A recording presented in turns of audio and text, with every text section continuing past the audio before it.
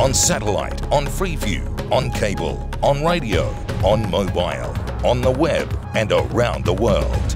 This is First at 9 on Other Derana 24/7. Tonight on First at 9, trade union action. CB employees continue trade union action despite minister's request. Negligence of the law. Another unauthorized building collapses in Ahangama. 6 injured. UN General Assembly. President Sirisena arrives in New York. War crime allegations. Minister Sarat Fonseka says he was not given visa to attend the UN General Assembly. Making headlines from international news. Post Irma, Hurricane Maria makes its way to Leeward Islands.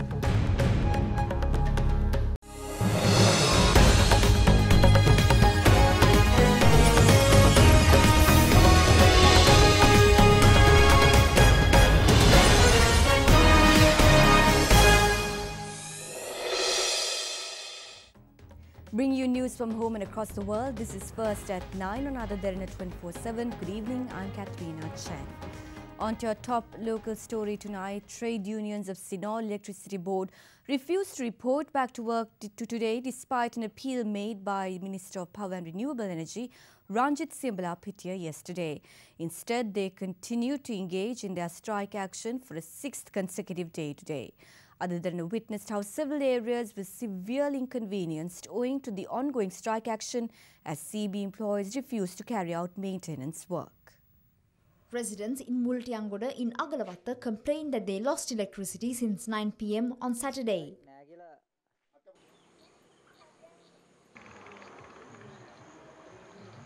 Residents of Ulahakumarigama area in Ampara also complained of power outages after power cables in the area were damaged during recent heavy rains. Power outages were reported at Castlereagh Estate in Hatton after a power cable fell onto houses of the estate residents. Estate residents complained that CEB officials refused to restore power cables in the area. Members attached to the Employees Association of CEB held discussions with Minister Sagal Ratnaik today as a way to convey their demands to the Prime Minister.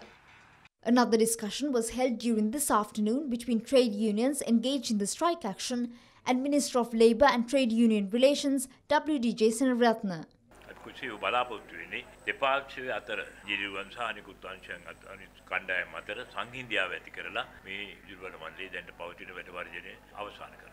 Meanwhile, Technical Engineers and Superintendents Union, as well as the Control Room Operators Association, said they will join in the ongoing strike action from midnight if their demands are not met during the day. අපි මේ වෙනතුරු මේ වැඩවර්ජනයට සහභාගී වුණේ නැහැ. නමුත් අද මධ්‍යම රාත්‍රී 12න් පසු ඒ සේවා ස්ථාන වලින් ඉවත් වෙනවා.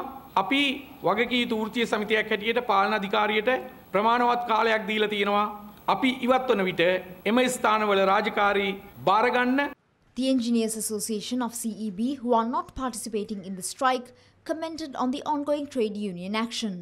මේ ආයතනයේ 20000ක් සේවකයෝ 900ක් පමණ ඉංජිනේරුව තවත් 1500ක් 2000ක් විතර විදුලි අධිකාරීවරු ඉන්න ප්‍රධාන විධායක නිලධාරියාගේ පඩුවෙන් 1/6ක අනුපාතයට පඩිය ඉල්ලනවා සාමාන්‍ය පෙළ සමත් 15ම ඉන්න සේවකයෙකුගේ පඩිය. ඒ විදිහට ඔය පඩිය හැදුවොත් 15 සේවකයා පඩිය රුපියල් 55000ක් විතර වෙනවා. එතකොට රුපියල් 55000 මූලික පැටපක් එක්ක අතිකාලය එකතු වුණාම ඒතර මේ සාමාන්‍ය පෙළ සමත් කෙනෙක්ගේ ඒ වගේ අතිකාලය එකතු වුණා ඔබ හිතන්නේ මේ 15ම ශ්‍රේණියේ ඉන්න කෙනෙක්ගේ පඩිය කොච්චර වැඩි වෙනවද කියලා. මේක පාලනාධිකාරියකට රටකට ලබා දෙන්න පුළුවන් ඉල්ලීමක් නෙමෙයි මේගොල්ලෝ කරන්නේ. මෙතන කිසිම වංචාවක්, කිසිම අසාධාරණයක් නැහැ.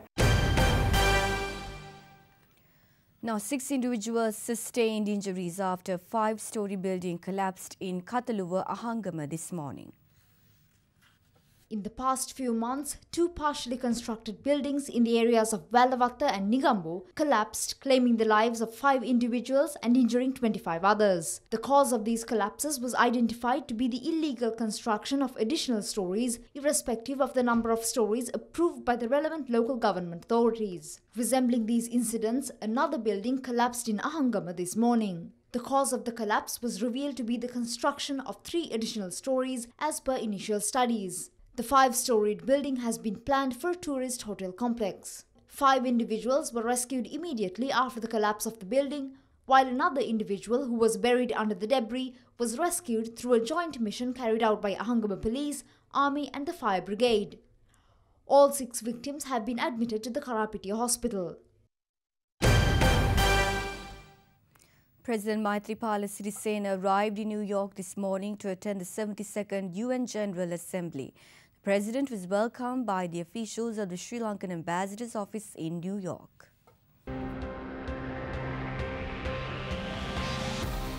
The regular sessions of the 72nd UN General Assembly were conducted on the 12th of September, while the general debate is due to be held tomorrow at the UN headquarters. The debate will be held on the theme of focusing on people, striving for peace and a decent life for all on a sustainable planet. The President will address the UN General Assembly tomorrow evening, and this will be the 3rd time that President Sirisena is taking part in the UN General Assembly. The President will also brief on the scopes of politics in Sri Lanka, reconciliation and peace, as well as the initiatives taken by the government upon the declaration of the year 2017 as the year for poverty alleviation, in addition to programs which will be conducted under the concept of green development. The President is also scheduled to hold bilateral discussions with several world leaders participating in the sessions and will join the United Nations Economic and Social Council. The President is also scheduled to hold bilateral discussions with several world leaders participating in the sessions and will join the United Nations Economic and Social Council. The President will also participate in a series of programs, including a meeting with the Sri Lankan community in the US during his visit, which is to end on the 23rd of September. An event was held to commemorate the birth anniversary of late President J Jayawardenas in Colombo last evening. Now, the ceremony took place under the auspices of Prime Minister Ranil Wickremesinghe. The former president's 111th birth anniversary was held last evening at the J Jayawardenas Centre in Colombo. J Jayawardenas ජනාධිපතිතුමා බය වුණේ නැහැ තීරණ ගන්න. එතුමා ඉදා තීරණය ගත්තා. එතුමා විවෘත ආර්ථිකයට ගිය එක ඊට පස්සේ අනිත් රටවල් වලින් එතුමා අනුගමනය කරා. අනික් රටවල් වාගේ සම්පූර්ණ ප්‍රයෝජන අපිට ලබා ගන්න බැරි වුණා යුද්ධය නිසා. නමුත් මේකෙන් ආසියාවේ කෝටි ගණන් ජනතාවගේ ජීවන තත්ත්වය දියුණු වෙලා තියෙනවා. Meanwhile, speaking at an event held in Kurunegala yesterday, the Prime Minister said that upcoming provincial council elections, local government elections and parliamentary elections will be held under a mixed electoral system, which will be a combination of proportional representation electoral system and divisional voting system.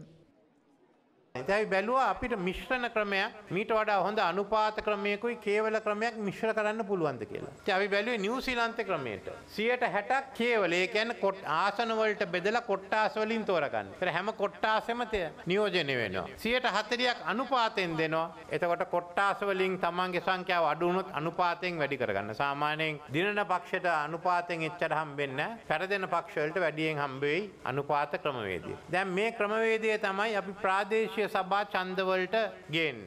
ඒ ක්‍රමයේම තමයි අපි අනික් හැම ඡන්ද ක්‍රමයකටම යොදවන්නේ.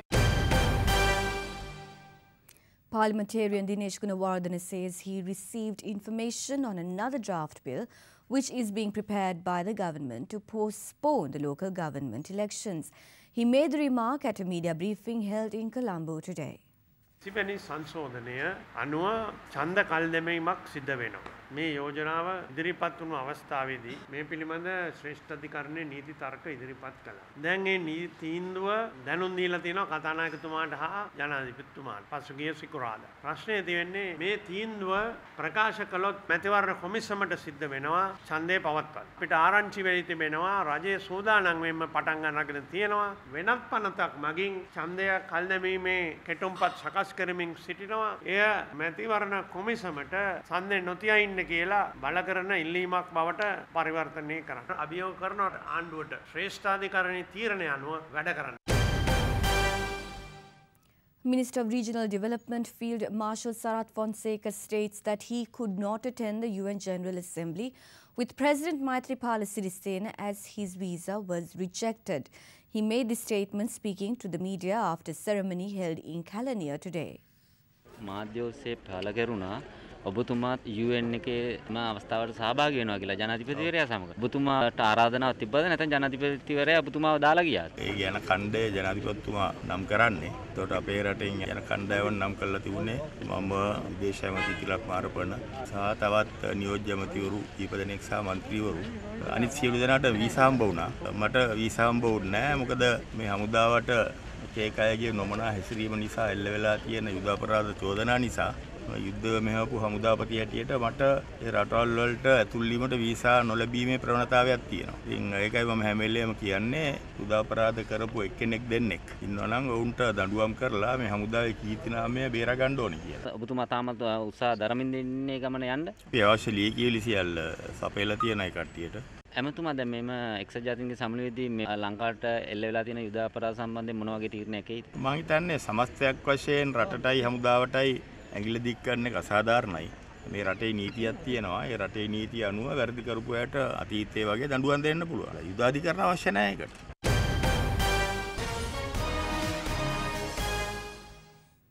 Welcome back to the news. Now, Minister of Fisheries and Aquatic Resources Development Mahinda Amaraveera says that the present government always respects the public's right to engage in strike action, that the government has no plans to suppress those efforts. The minister made these remarks following an event in Walasmulla yesterday.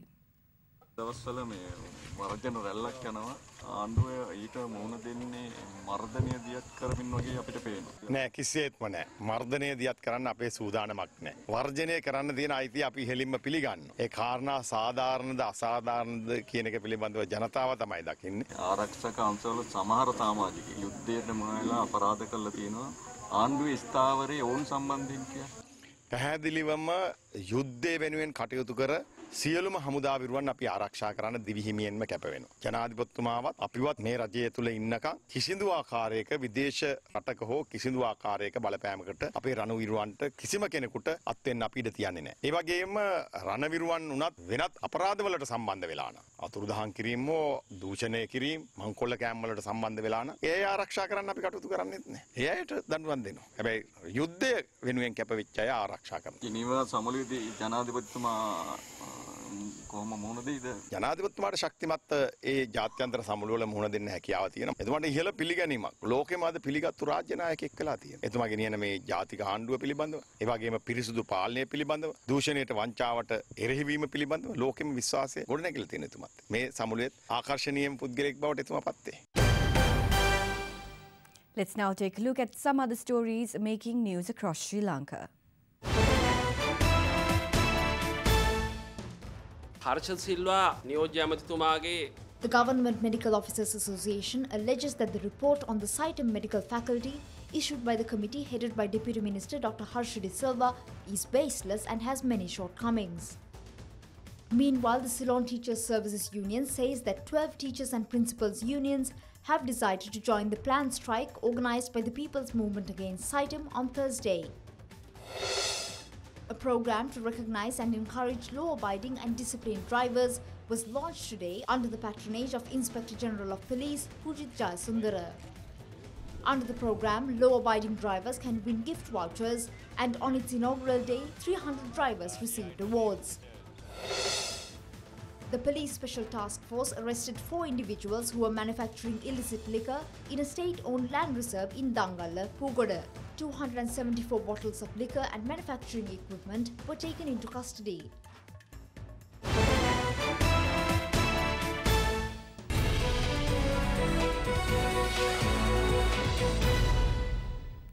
Welcome back to the news.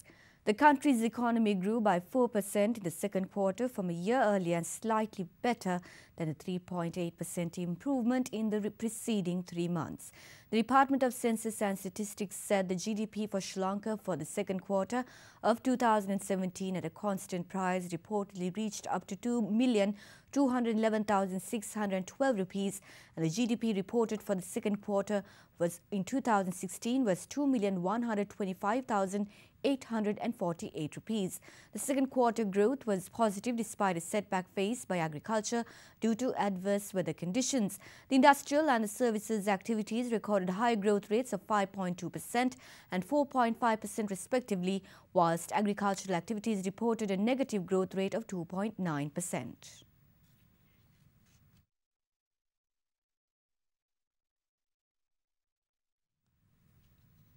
Now moving on to oil prices, US crude oil prices rose above $50 per barrel today and were near last week's multi-month highs as the number of US rigs drilling for the new production fell and refineries continue to restart after getting knocked out by Hurricane Harvey.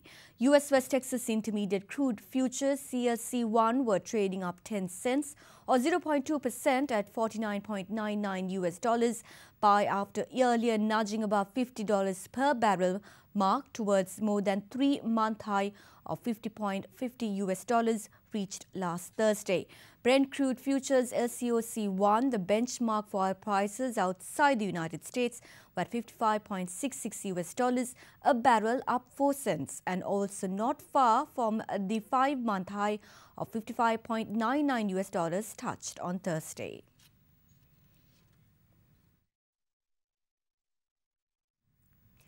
Plunging into stock markets now, shares rose for a third straight sessions today and ended at a 3-week closing high as investors picked up diversified and telecom shares.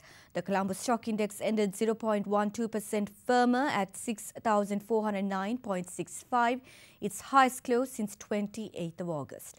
The Bourse rose 0.4% last week, ending an 8-week-long losing streak. We now have the daily market update with Imeshi Fernando from the Colombo Stock Exchange. The market capitalization at the end of the day was 2,906.72 billion rupees. Today's foreign purchases were 275.35 million rupees and foreign sales were 177.68 million rupees. There were 4 crossings today and the crossing turnover was 114.97 million rupees. The Sri Lankan rupee ended weaker today as the US dollar demand from banks and importers surpassed selling off the greenback by exporters. The spot rupee ended at 153.05 to 10 per dollar, compared with Friday's close of 152.809 to 90. Let's now take a look at how the Sri Lankan rupee traded against other currencies during the day.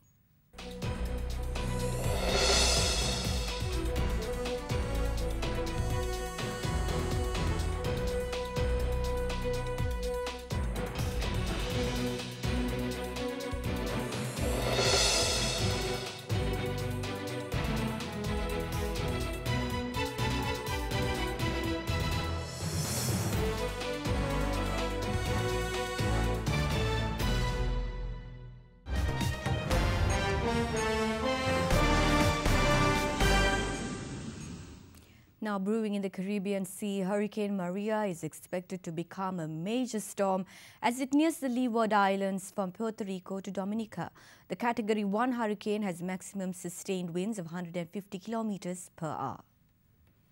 The U.S. National Hurricane Center says Hurricane Maria will rapidly strengthen over the next 48 hours and will hit the Leeward Islands later today, bringing the usual barrage of heavy rains, high winds, flooding and storm surges. Maria is moving roughly along the same path as Irma, the hurricane that devastated the region earlier this month.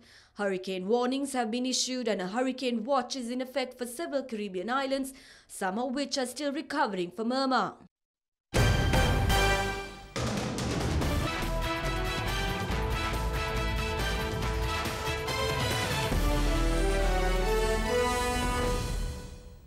The opening ceremony of the 20th World Taekwondo Championships took place yesterday at Taekwondo Holy House in Pyongyang, North Korea. Visuals provided by KCNA, the North Korea state television, showed delegations from 69 countries and North Korea-led International Taekwondo Federation officials attending the ceremony of Taekwondo competition, watching Taekwondo demonstration. The ITF is headquartered in North Korea, is a separate organization to the World Taekwondo, which is headquartered in South Korea. According to Seoul's Unification Ministry, South Korea-led demonstration team had been considering to visit Pyongyang for ITF's championship, which will run until Thursday, but the visit has not materialized. On to weather forecast for the next 24 hours now. Fairly strong winds can be expected over the country, particularly in the Central Hills, northern, north central, eastern and northwestern provinces.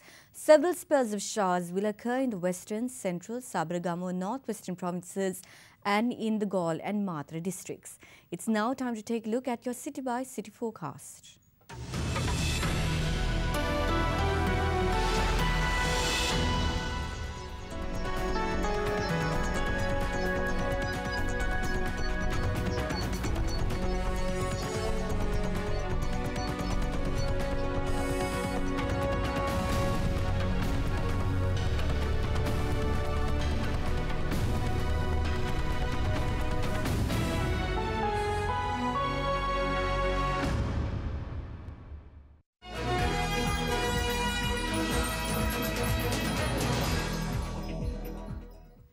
Now, Los Angeles bubbled with glamour last night as the 69th Primetime Emmy Awards were worked off, bringing together the stars of the small screen. Politics dominated the event with pointed speeches aimed at US President Donald Trump and a surprise appearance from former White House Press Secretary Sean Spicer.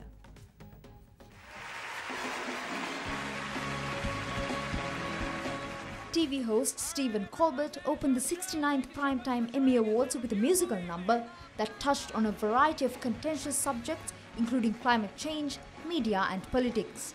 We know that the biggest TV star of the last year is Donald Trump.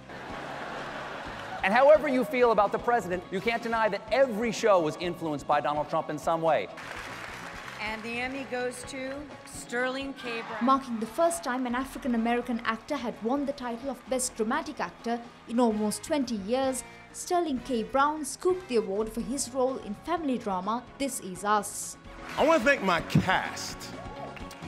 Milo, Mandy, Justin, Chrissy, you are the best white TV family that a brother has ever had. And the Emmy goes to The Handmaid's Tale! Dystopian TV series The Handmaid's Tale scooped the top honors in drama, winning 5 awards including Best Drama Series, Best Actress for Elizabeth Moss and Best Supporting Actress for Anne Dowd. Julia Louis-Dreyfus won Best Actress in a Comedy Series for the show Veep for the 6th year in a row, breaking the record for the most Emmys won by a lead actor for the same role. Veep also won the Emmy for the Best Comedy Series. Alec Baldwin won the Emmy for the Best Supporting Actor in a Comedy Series for his withering impersonations of US President Donald Trump for Saturday Night Live. I suppose I should say, at long last, Mr. President, here is your Emmy. Jaws dropped when Trump's former press secretary, Sean Spicer, made a surprise appearance on stage. Of course, what really matters to Donald Trump is ratings. Unfortunately, at this point, we have no way of knowing how big our audience is. I mean, is there anyone who could say how big the audience is? Sean, do you know?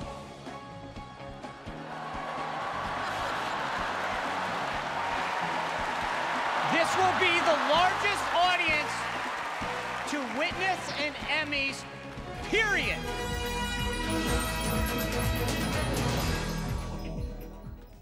And before we go, we'd like to take you to Greece, where hundreds watch teams from different countries show off their acrobatic talents, marking the end of the Athens Flying Week.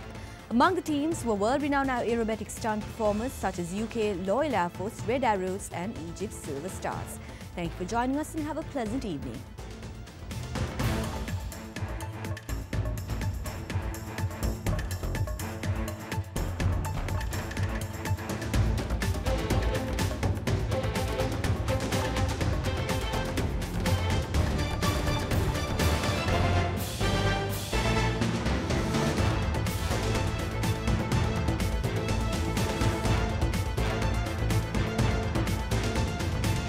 Bringing you the news and information 24 hours a day.